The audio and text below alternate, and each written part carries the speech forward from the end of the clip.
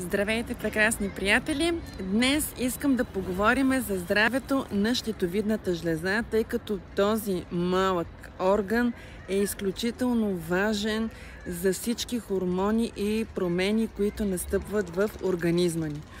И когато не работи щитовидната жлеза, това значи, че имаме проблеми с цялото тяло. Как да разбера, че имам проблем с щитовидната жлеза? Има няколко много бързи признака, които много лесно ще ви ориентират, че имате проблем и трябва да отидете и да си изследвате хормоните чрез кръвен тест.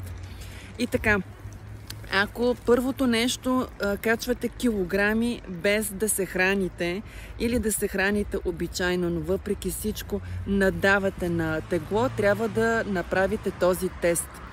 Второ, когато имате сърцебиене, когато имате високо кръвно налягане, когато усещате бучка в гърлото, когато имате проблеми с кости и състави и не на последно място, когато вечерно време се чувствате зле и безсъние имате, нервно напрежение и се изморявате изключително много през деня.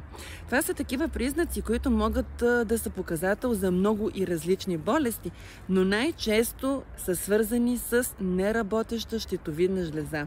В тази връзка искам да ви кажа да не се притеснявате, просто трябва да отидете и да си пуснете изследвания, които са на хормоните най-важни на щитовидната жлеза, да видите как са нещата там и респективно да започнете прием на билкова тинктура дълголетие, която изключително много помага за нормализиране на общото здравословно състояние на ендокринната система.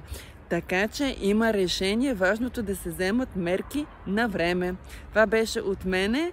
Чао и приятен ден, до скоро!